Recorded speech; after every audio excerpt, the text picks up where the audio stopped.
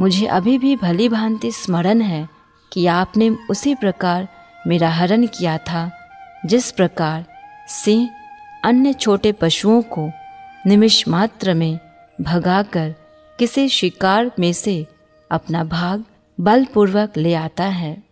हे कमल नयन प्रभु, मैं आपके इस कथन को नहीं समझ सकती हूँ कि जिन स्त्रियों तथा व्यक्तियों ने आपके चरण कमलों में शरण ली है, उनके दिवस केवल शोक में व्यतीत होते हैं। जगत के इतिहास से हमें ज्ञात होता है कि अंग, पृथु, भरत, ययाति और गय जैसे समस्त राजा जगत के महान सम्राट थे। उनके श्रेष्ठ पदों की स्पर्धा करने वाला कोई नहीं था, किंतु आपके चरण कमलों का अनुग्रह प्राप्त करने के लिए उन्होंने अपने श्रेष्ठ पदों को त्याग दिया और तपस्या के लिए वन में प्रवेश किया। आपके चरण कमलों को सब कुछ मानकर जब उन्होंने स्वेच्छापूर्वक यह स्थिति स्वीकार की, तो क्या इसका अर्थ यह हुआ कि वे शोकाकुल अथवा दुखी थे? प्रिय भगवन, आपने मुझे परामर्श दिया है कि मैं अभी भी अन्य राजाओं में से अन्य किसी को चुन सकती हूँ और स्वयं को आपके सानिध्य से वियुक्त कर सकती हूँ। किंतु प्रिय भगवन, मुझे यह भली भांति ज्ञात है कि आप समस्त सद्गुणों के सागर हैं। नारद मुनि जैसे महान संत सदैव केवल आपके दिव्य प्राकृत गुणों का यशगान करने में ही संलग्न रहते हैं। यदि कोई व्यक्ति ऐसे महान संत का आश्रय लेता है तो वह भी तत्काल समस्त भौतिक दूषणों से मुक्त हो जाता है। आपकी सेवा के प्रत्यक्ष संपर्क में आने वाले पर श्री देवी अपनी पूर्ण कृपा करती है। इस परिस्थिति में ऐसी कौन सी स्त्री होगी जो महाजनों से आपका यशगान एक बार सुनने तथा किसी न किसी प्रकार से आपके चरणावृंदों के सुधारस का रसास्वादन करने के पश्चात इस भौतिक जगत के किसी प्राणी से विवाह करने की मूर्खता करने को सहमत होगी। भौतिक जगत के प्राणी सदैव जरा, मृत्यु, व्याधि तथा पुनर्जन्म से भयभीत रहते हैं। अतएव मैंने आपके चरण कमलों को बिना विचारे स्वीकार नहीं किया है, अपितु परिपक्व विचारपूर्ण निर्णय के पश्चात स्वीकार किया है। प्रिय प्रभु, आप तीनों लोकों के स्वामी हैं। आप अपने समस्त भक्तों की यह लौकिक तथा पारलौकिक समस्त इच्छाएं पूर्ण कर सकते हैं, क्योंकि आप सबके परमात्मा हैं। अतएव आपको एकमात्र योग्य पुरुष मानकर ही मैंने आपका वरण किया है। मेरे सकाम कर्म के फल के अनुसार आप मुझे किसी भी योनि में डाल सकते हैं और मैं इस विषय में तनिक भी चिंतित नहीं हूँ। मेरी एकमात्र आकांक्षा यह है कि मैं सदैव आपके चरणों की शरण में रहूं, क्योंकि आप अपने भक्तों को माया के भौतिक जगत से मुक्त कर सकते हैं और आप सदैव स्वयं को अपने भक्तों को प्रदान करने हेतु तत्पर रहते हैं। प्रिय भगवन, आपने मुझे शिशुपाल, जरासंध अथवा दंतवक्र जैसे राजाओं में से किसी एक को चुनने का परामर्श दिया है, किंतु इस जगत में उनकी स्थिति कैसी है? अपने गृहस्थ जीवन को चलाने के लिए वे सदा उसी प्रकार कठोर श्रम में संलग्न रहते हैं जैसे कोल्हू का बैल दिन रात कार्य करता रहता है। उनकी तुलना भार ढोने वाले गधों से की जा सकती है। कुत्तों की भांति सदा उनका निरादर होता है और वे बिल्लियों की भांति कृपण हैं। उन्होंने अपनी पत्नियों के हाथों स्वयं को दासों की भांति बेच दिया है। ऐसी कोई अभागिन स्त्री ही जिसने कभी आपका यश नहीं सुना है, ऐसे पुरुष को पति स्वीकार कर सकती है। किंतु जिस स्त्री ने आपके विषय में ज्ञान प्राप्त कर लिया है कि आपकी स्तुति न केवल इस जगत में होती है, अपितु महान देवताओं जैसे ब्रह्मा जी तथा शिव जी के घरों में भी होती है, वह आपके अतिरिक्त और किसी को पति स्वीकार नहीं करेगी। इस भौतिक जगत में कोई भी पुरुष वास्तव में एक मृत देह मात्र है। वास्तव में बाह्य रूप से देखें तो जीव इस शरीर से ढका रहता है और यह शरीर दाढ़ी, मूछ, शरीर के रोमों, उंगली पर के नाखूनों और सिर के बालों से सज्जित चमड़े के थैले के अतिरिक्त और कुछ नहीं है।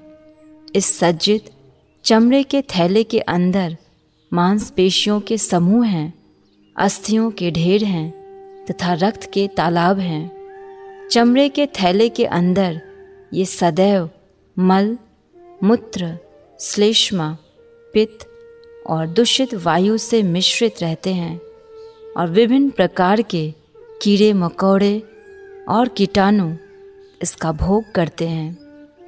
एक मूढ़ स्त्री ऐसे शव को पति स्वीकार करती है और अपने भ्रमवश उससे अपने प्रिय जीवन साथी की भांति प्रेम करती है। ऐसा केवल इसलिए संभव होता है क्योंकि ऐसी स्त्री ने आपके चरण कमलों के सर्वदा आनंदमय रस का कभी रसास्वादन नहीं किया है। प्रिय पति, हे कमलाक्ष, आप आत्म संतुष्ट हैं। मैं सुंदरी एवं गुणी हूँ अथवा नहीं, इसकी आपको कोई चिंता नहीं है। आप इसके संबंध में लेश मात्र भी चिंतित नहीं हैं। अतएव मेरे प्रति आपकी अनासक्ति कोई आश्चर्य की बात नहीं है, यह बिल्कुल स्वाभाविक है। कोई युवती कितने भी श्रेष्ठ पद तथा सौंदर्य वाली क्यों ना हो, आप किसी स्त्री पर आसक्त नहीं हो सकते हैं, चाहे आप मुझ पर आसक्त हो अथवा न हो। किंतु मेरी कामना है कि मेरी भक्ति और मेरा ध्यान सदैव आपके चरणों में लगा रहे। भौतिक रजोगुण भी आप ही की सृष्टि है। अतएव जब आप मुझ पर कामुक दृष्टि डालते हैं तो मैं उसे अपने जीवन का महानतम वरदान समझती हूँ। मुझे केवल ऐसे ही शुभ क्षणों की आकांक्षा है। श्री कृष्ण ने अपने प्रति रुक्मिणी जी के मान को जागृत करने के उद्देश्य से जिन शब्दों का प्रयोग किया था, उन सब का स्पष्टीकरण तथा रुक्मिणी जी का कथन सुनकर श्री कृष्ण ने रुक्मिणी जी को इस प्रकार से संबोधित किया। हे सती पत्नी, प्रिय रानी, मैं तुमसे ऐसे ही स्पष्टीकरण की अपेक्षा कर रहा था। केवल इसी प्रयोजन से मैंने इन विनोदपूर्ण शब्दों का प्रयोग किया था, जिससे कि हो सकता है तुम वास्तविक अर्थ न समझ सको। तुम्हारा कथन तथ्यपूर्ण है और मैं उसका अनुमोदन करता हूँ। हे सर्व सुंदरी रुक्मिणी, तुम मेरी प्रियतमा पत्नी हो। तुम यह समझ लो कि तुम्हारी चाहे कोई भी इच्छा अथवा आकांक्षा हो और तुम मुझसे चाहे किसी भी वस्तु की अपेक्षा करो, मैं सदैव तुम्हारी इच्छा पूरी करने को तत्पर हूँ। यह भी एक तथ्य है कि मेरे भक्त, मेरे प्रिय सखा और सेवक इस प्रकार की मुक्ति की याचना नहीं करते हैं, इसलिए वे सदैव भौतिक दूषणों से मुक्त रहते हैं। मेरे भक्त मेरी सेवा में संलग्न रहने के अतिरिक्त मुझसे और कुछ नहीं चाहते हैं। वे मुझ पर पूर्ण रूपेण निर्भर रहते हैं। अतएव यदि वे कुछ मांगने को बाध्य होते हैं तो वह भी भौतिक नहीं होता है। ऐसी महत्वाकांक्षाएं और इच्छाएं भौतिक बंधन का कारण बनने के स्थान पर इस भौतिक जगत से मुक्ति का स्रोत बन जाती है। प्रिय सती तथा शुद्धात्मा पत्नी, कठोर सतीत्व के आधार पर तुम्हारे पति प्रेम की मैंने परीक्षा ली है और तुम इस परीक्षा में अत्यंत सफलतापूर्वक उत्तीर्ण हुई हो। मैंने स्वदेश्य ऐसे शब्द जो तुम्हारे चरित्र पर लागू नहीं होते हैं कहकर तुम्हें उद्विग्न किया है, किंतु मुझे यह देखकर आश्चर्य है कि मेरे प्रति तुम्हारी भक्ति अपनी दृढ़तापूर्ण स्थिति से रंच मात्र भी च्युत नहीं हुई है। प्रिय, मैं ही सभी वरदानों का दाता हूँ। इस भौतिक जगत से मुक्ति प्रदान करने वाला भी मैं ही हूँ। केवल मैं ही भौतिक अस्तित्व की श्रृंखला को रोक सकता हूँ और प्राणी को अपने घर भगवान के धाम वापस बुला सकता हूँ। जिसकी मेरे प्रति भक्ति दूषित है, वह किसी भौतिक लाभ के लिए मेरी उपासना करता है, जिसकी परिणति यौन जीवन के सुख में होती हो। ऐसे भौतिक सुख के जगत में स्वयं को बनाए रखने के लिए वह मेरी उपासना करता है। जो व्यक्ति केवल इस भौतिक सुख को प्राप्त करने के लिए कठोर तप व संयम का पालन करता है, वह निश्चय ही मेरी बहिरंगा शक्ति या माया के प्रभाव के अंतर्गत है। जो व्यक्ति केवल भौतिक लाभ तथा इंद्रिय तृप्ति के लिए मेरी भक्ति सेवा में संलग्न है, वे निश्चय ही अत्यंत मूर्ख हैं। यौन जीवन पर आधारित भौतिक सुख तो सर्वाधिक निंदनीय योनियों जैसे सुअर तथा कुत्ते की योनियों में भी प्राप्य है। अतएव जो लोग केवल भौतिक सुख के पीछे रहते हैं और मुझे प्राप्त करना जिनका उद्देश्य नहीं है, उनके लिए नरक में रहना ही उत्तम है। भौतिक दूषण इतना प्रबल होता है कि प्रत्येक व्यक्ति भौतिक सुख के लिए दिन रात श्रम करता है। धार्मिकता, संयम, तप, मानवतावाद, विश्व प्रेम, राजनीति, विज्ञान आदि प्रत्येक वस्तु के प्रदर्शन का उद्देश्य किसी न किसी भौतिक लाभ की सिद्धि ही होता है। भौतिक लाभ की तत्काल सफलता के लिए भौतिकतावादी व्यक्ति साधारणतया विभिन्न देवताओं की उपासना करते हैं। कभी कभी भौतिक प्रवृत्तियों के वश में वे भगवान की भक्ति में भी प्रवृत्त होते हैं।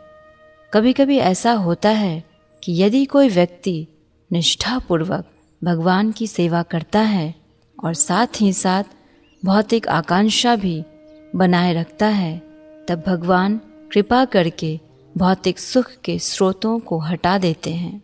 भौतिक सुखों में आश्रय न पाकर भक्त तब स्वयं को पूर्ण रूप से भक्ति में संलग्न कर देता है। भगवान श्री कृष्ण ने आगे कहा, हे रानियों में श्रेष्ठतम, मैं स्पष्ट रूप से समझ गया हूँ कि तुम्हें कोई भौतिक आकांक्षा नहीं है। तुम्हारा एकमात्र प्रयोजन मेरी सेवा करना है और तुम दीर्घकाल से मेरी विशुद्ध सेवा में संलग्न हो। आदर्श व शुद्ध भक्ति सेवा न केवल भक्त को इस भौतिक जगत से मुक्ति प्रदान कर सकती है, अपितु मेरी सेवा में नित्य संलग्न रहने वाले भक्त की आध्यात्मिक जगत में उन्नति भी करती है। जिन व्यक्तियों को भौतिक सुख का अत्यधिक नशा है, वे ऐसी सेवा नहीं कर सकते हैं। जिनके हृदय दूषित तथा भौतिक इच्छाओं से पूर्ण हैं, वे स्त्रियां बाह्य रूप से महान भक्त होने का प्रदर्शन करते हुए भी अपनी इंद्रिय तृप्ति के साधनों का निर्माण कर लेती है। हे साध्वी भार्या, यद्यपि मेरी हजारों पत्नियां हैं, किंतु मेरे विचार में उनमें से कोई भी तुमसे अधिक प्रेम नहीं करती है। तुम्हारे असामान्य पद का व्यवहारिक उदाहरण यह है कि तुमने विवाह से पूर्व मुझे कभी नहीं देखा था। तुमने केवल एक तीसरे व्यक्ति से मेरे विषय में केवल सुना था, फिर भी तुम्हारा विश्वास मुझ में केंद्रित हो गया था। मुझ में तुम्हारा विश्वास इतना दृढ़ था कि अनेक गुणी, संपन्न और सुंदर राजपुरुषों की उपस्थिति में भी तुमने उनमें से किसी का वरण नहीं किया, अपितु मुझे ही वरण किया। तुमने सभी उपस्थित राजाओं की उपेक्षा की और अत्यंत विनयपूर्वक मुझे एक गुप्त पत्र भेजकर मुझे अपना हरण करने को निमंत्रित किया। जब मैं तुम्हारा हरण कर रहा था, तब तुम्हारे ज्येष्ठ भ्राता रुक्मी ने घोर आपत्ति की और मुझसे युद्ध किया। उस युद्ध के परिणाम स्वरूप मैंने निर्दयता से उसे परास्त करके उसके शरीर को विरूप कर दिया। अनिरुद्ध के विवाह के अवसर पर जब हम सब चौपड़ खेलने में व्यस्त थे, तब एक विवादग्रस्त विषय पर पुनः तुम्हारे भाई रुक्मी से युद्ध हो गया और अंततः मेरे ज्येष्ठ भ्राता बलराम जी ने उसका वध कर दिया। मुझे यह देखकर आश्चर्य हुआ कि तुमने इस घटना पर आपत्ति का एक शब्द भी नहीं कहा। कहीं तुम्हारा मुझसे वियोग न हो जाए, इस संबंध में तुम अत्यंत उद्विग्न थी। इस कारण तुमने एक भी शब्द कहे बिना सभी परिणाम सहन किए। हे प्रिय, इस महान मौन के परिणाम स्वरूप तुमने मुझे सदा के लिए खरीद लिया है। मैं सदा के लिए तुम्हारे वश में हो गया हूँ। तुमने मुझे अपना हरण करने के लिए निमंत्रित करते हुए एक दूत को मेरे समीप भेजा था, और जब तुमने देखा कि मेरे वहाँ आने में कुछ विलम्ब हो गया, तो तुम्हें समस्त विश्व सूना लगने लगा। उस समय तुमने निष्कर्ष निकाला कि तुम्हारी सुंदर देह और किसी के स्पर्श के योग्य नहीं है। अतएव यह सोचकर कि मैं नहीं आ रहा हूँ, तुमने आत्महत्या करके तत्काल अपनी देह को समाप्त करने का निर्णय किया। प्रिय रुक्मिणी, मेरे प्रति तुम्हारा ऐसा महान और श्रेष्ठ प्रेम सदैव मेरी आत्मा में रहेगा। जहाँ तक मेरा संबंध है, मेरे प्रति तुम्हारी विशुद्ध भक्ति का बदला चुकाना मेरी सामर्थ्य के बाहर की बात है। भगवान श्री कृष्ण को किसी का पति, पुत्र अथवा पिता होने की कोई आवश्यकता नहीं है, क्योंकि प्रत्येक वस्तु उनकी ही है और प्रत्येक व्यक्ति उनके वश में है। अपनी संतुष्टि के लिए उन्हें किसी की सहायता की आवश्यकता नहीं होती है। वे आत्माराम हैं, आत्मसंतुष्ट हैं। वे बिना किसी की सहायता के स्वयं समस्त सुख प्राप्त कर सकते हैं। जब भगवान एक मानव का अभिनय करने के लिए अवतीर्ण होते हैं, तब वे पति अथवा पुत्र, शत्रु अथवा मित्र का अभिनय आदर्श रूप से करते हैं। इसी भांति जब वे रानियों के, विशेष रूप से रुक्मिणी जी के आदर्श पति की भांति अभिनय कर रहे थे, तब वे पूर्णता से दाम्पत्य प्रेम का आनंद उठा रहे थे। वैदिक सभ्यता के अनुसार यद्यपि बहुपत्नीत्व की अनुमति प्राप्त है, तथापि किसी भी पत्नी के साथ दुर्व्यवहार नहीं होना चाहिए। दूसरे शब्दों में, यदि कोई सभी पत्नियों को समान रूप से एक आदर्श गृहस्थ रूप में संतुष्ट कर सके, तभी वह अनेक पत्नियों से विवाह कर सकता है, अन्यथा इसकी अनुमति नहीं है। भगवान श्री कृष्ण जगत गुरु हैं, अतएव यद्यपि उन्हें पत्नी की आवश्यकता नहीं थी, तथापि उन्होंने अपना उतने ही रूपों में विस्तार किया जितनी उनकी पत्नियां थीं। विधि विधानों, नियमों और कर्तव्यों का पालन वैदिक निर्देशों, सामाजिक नियमों तथा समाज की रीतियों के अनुरूप करते हुए श्री कृष्ण ने आदर्श पति के रूप में उनके साथ जीवन यापन किया। अपनी 16,108 रानियों में से प्रत्येक के लिए उन्होंने एक साथ भिन्न भिन्न महल, नौकर चाकर और वातावरण रखे। इस प्रकार यद्यपि भगवान एक हैं, उन्होंने स्वयं को 16,108 आदर्श गृहस्थों के रूप में प्रदर्शित किया।